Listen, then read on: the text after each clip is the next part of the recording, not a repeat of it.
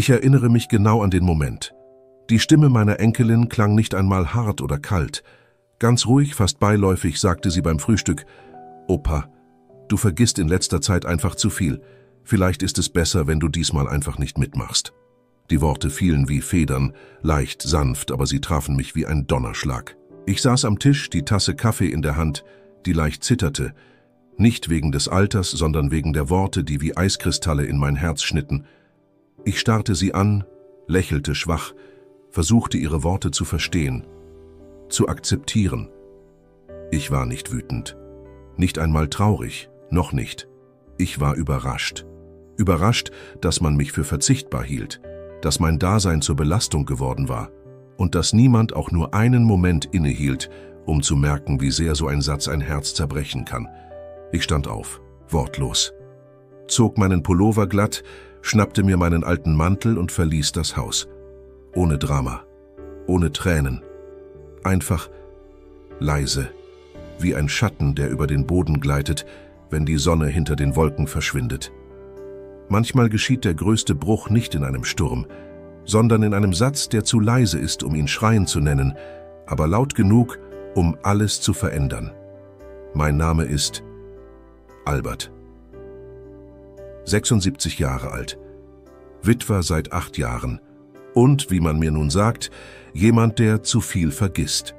Ich habe mein Leben lang als Tischler gearbeitet, habe Häuser mit aufgebaut, Möbel gefertigt, mit meinen Händen Dinge erschaffen, die andere nur auf Papier zeichnen konnten. Meine Werkstatt roch immer nach Holzstaub, Leim und ehrlicher Arbeit.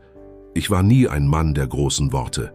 Ich sprach mit meinen Taten, mit dem Frühstück, das ich jeden Sonntag für meine Familie zubereitete, mit dem selbstgebauten Baumhaus im Garten, mit dem alten Schaukelstuhl, in dem meine Frau jeden Abend saß, während ich ihr aus der Zeitung vorlas. Als sie ging, brach etwas in mir. Aber ich blieb stark. Für die Kinder, für die Enkelkinder. Ich war immer da. Der ruhige Pol, der Verlässliche, der sich nie beklagte. Ich hörte zu, auch wenn ich oft überhört wurde. Mit den Jahren wurden meine Hände zittriger, mein Gang langsamer, meine Erinnerungen. Ja, sie spielten manchmal Streiche. Ich verlegte meine Brille, vergaß Termine, suchte nach Wörtern, die früher ganz selbstverständlich kamen. Aber ich war noch da. Ich war noch ich. Doch in dieser einen Sekunde, an jenem Frühstückstisch, da spürte ich, dass ich in den Augen meiner Familie nicht mehr der war, der ich mal war. Ich war nicht mehr der starke Opa mit den geschickten Händen. Ich war nur noch ein alter Mann, der vergisst. An jenem Morgen, als ich beim Frühstück neben meiner Enkelin saß, war das Haus erfüllt vom Duft frischer Brötchen und gebratenem Speck. Es war einer dieser seltenen Sonntage, an denen alle da waren. Meine Kinder, meine Schwiegerkinder, meine Enkel. Stimmen hallten durch das Wohnzimmer, vermischten sich mit dem Klingen von Besteck und gelegentlichem Lachen. Ich saß wie immer am Ende des Tisches. Mein Platz. Der Platz des Familienoberhaupts, dachte ich. Doch diesmal fühlte es sich anders an. Gespräche gingen an mir vorbei, als wäre ich ein Möbelstück. Ich versuchte mich einzubringen, wollte erzählen, wie ich das alte Gartenhäuschen repariert hatte, stolz auf meine Arbeit, obwohl ich fast eine Woche dafür gebraucht hatte. »Opa, das hast du uns doch schon letzte Woche erzählt«, sagte meine Enkelin und verdrehte die Augen. Ich lächelte verlegen. Vielleicht hatte sie recht, vielleicht hatte ich das wirklich schon gesagt. Dann sprachen sie über einen Ausflug am nächsten Wochenende. Ich horchte auf. Vielleicht würde ich mitkommen können. Ich liebe es, Zeit mit ihnen zu verbringen, auch wenn ich oft nur still daneben sitze. »Lass ihn lieber diesmal zu Hause. Er vergisst ja eh ständig was«, flüsterte meine Enkelin leise genug, um höflich zu wirken, laut genug, dass ich es hören konnte. Ein Kloß bildete sich in meinem Hals. Ich starrte auf meine Kaffeetasse. Die Wärme darin war tröstlicher als jedes Wort, das ich in diesem Moment sagen konnte. Niemand widersprach ihr. Die Stimmen wurden wieder lauter. Das Leben zog weiter. Aber ich war in diesem Moment ganz allein inmitten meiner Familie. Nach diesem Frühstück begann ich, mich mehr und mehr zurückzuziehen. Es war nicht einmal eine bewusste Entscheidung, eher ein langsames Verschwinden. Ich redete weniger, fragte nicht mehr, ob ich helfen konnte. Ich wusste, dass meine Hände nicht mehr so flink waren, dass meine Worte manchmal durcheinander gerieten. Aber tief in mir, ich fühlte mich noch da. Ich war da. In den Tagen danach wurde es still um mich. Keine Fragen, keine Bitten, kein Blickkontakt. Nur das leise Klappern von Tellern, das leise Piepen der Mikrowelle, das Tippen auf Handys. Einmal, als ich in der Küche stand und versuchte, das Glasregal neu zu ordnen, rutschte mir ein Becher aus der Hand. Er fiel auf den Boden und zersprang in 100 Stücke. Ich wollte mich bücken, um die Scherben zu beseitigen, doch meine Tochter kam schnell dazu. »Papa, bitte, lass das, du verletzt dich nur. Geh lieber ins Wohnzimmer, ruh dich aus.« Ich gehorchte, wie ein Kind. Aber als ich mich setzte, spürte ich, wie ein Stück von mir auf dem Boden bei den Scherben blieb. An einem anderen Tag hörte ich, wie meine Enkelin mit ihrer Freundin telefonierte. Er ist wirklich vergesslich geworden. Manchmal weiß er nicht mal, welchen Tag wir haben. Ist schon traurig, aber naja, irgendwann ist es halt so. Ich stand direkt hinter der Tür. Ihre Worte schnitten tiefer als jedes Messer. Es war nicht nur die Vergesslichkeit, es war dieses Gefühl, dass ich nicht mehr zählte, nicht mehr gebraucht wurde, als würde ich nur noch da sein, weil es höflich war, mich nicht wegzuschicken. Am schlimmsten war es, wenn sie lachten. Nicht über mich, aber ohne mich. Ich saß da, hörte Geschichten, die ich nicht mehr kannte, Witze, die ich nicht verstand. Und wenn ich etwas sagen wollte, war da dieses Schweigen. Ein höfliches, genervtes Schweigen. Ich begann, mich selbst zu hinterfragen. War ich wirklich so geworden? War mein Geist tatsächlich am Verblassen? Oder hatten sie einfach aufgehört, zuzuhören? Dann kam der Tag, an dem sie alle einen Ausflug machten. Ich hörte das Treiben am frühen Morgen, das Einpacken, das Lachen. Ich wartete darauf, dass jemand sagte, »Komm, Papa, wir fahren gemeinsam.« Aber niemand kam. Die Tür fiel ins Schloss.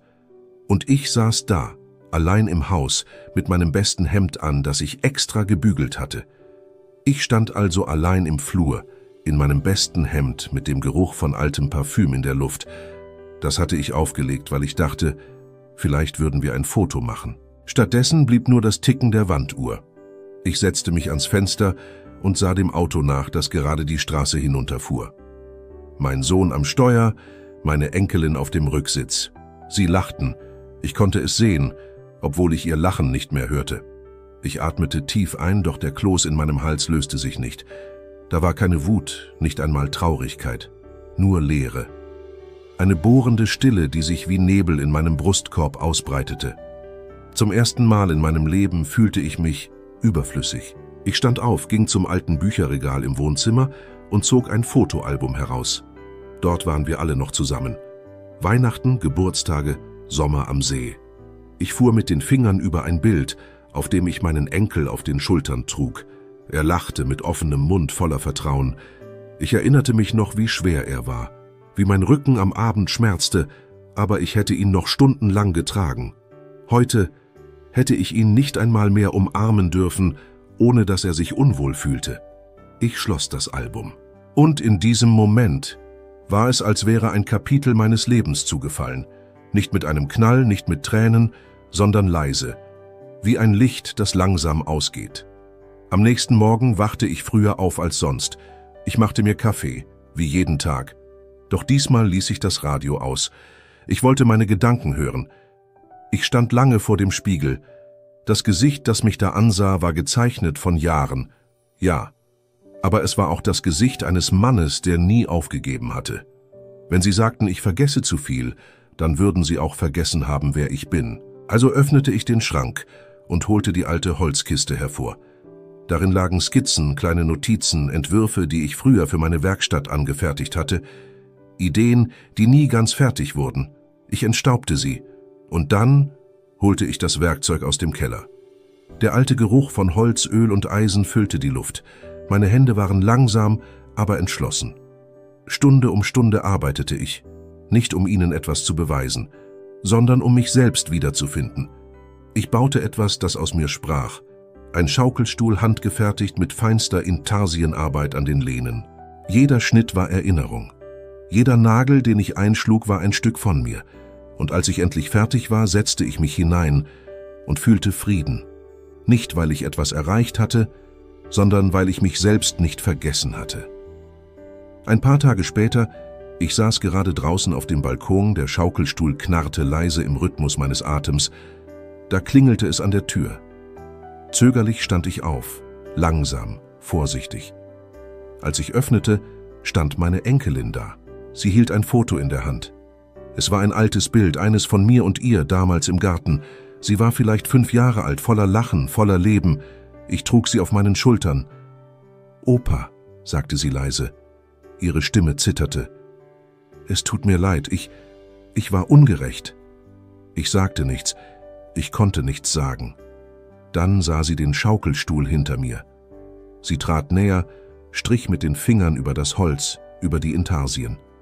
Ihre Augen füllten sich mit Tränen. »Du hast das gemacht?«, flüsterte sie. Ich nickte nur. Und dann, ganz plötzlich, fiel sie mir um den Hals. Wie damals, als sie klein war. »Ich habe dich vermisst, Opa, ich will, dass du wiederkommst, bitte.« In diesem Moment wusste ich, manchmal muss man nicht laut sein, um gehört zu werden. Manchmal reicht es zu bleiben und sich treu zu bleiben. Ich sitze wieder in meinem alten Schaukelstuhl. Er knarrt noch immer bei jeder Bewegung, ein vertrauter Klang, der mich inzwischen tröstet. Meine Enkelin kommt jetzt oft vorbei. Manchmal bringt sie ihren Sohn mit, meinen Urenkel. Sie hören mir zu, wenn ich Geschichten erzähle. Nicht, weil sie spektakulär sind, sondern weil sie echt sind. Ich habe gelernt, dass die Welt sich verändert, oft schneller, als unser Herz hinterherkommt. Und doch bleibt etwas in uns bestehen. Ein Funkeln, ein Wert, den kein Alter, keine Krankheit und kein Vergessen auslöschen kann. Vielleicht werden wir nicht immer gebraucht, aber das heißt nicht, dass wir keinen Wert mehr haben. Ich bin nicht bitter. Ich bin dankbar. Für die Zeit, die ich hatte. Für die Fehler, aus denen ich lernen durfte. Für das Schweigen, das mich stärker machte. Und wenn ich heute gefragt werde, ob ich Angst habe, vergessen zu werden, dann lächle ich nur. Denn ich weiß, wer mit Liebe gebaut hat, bleibt bestehen, auch dann, wenn die Worte fehlen. Denn am Ende zählt nicht, wie oft man ausgeladen wurde, sondern wie oft man trotzdem wieder aufgestanden ist. Danke fürs Zuschauen.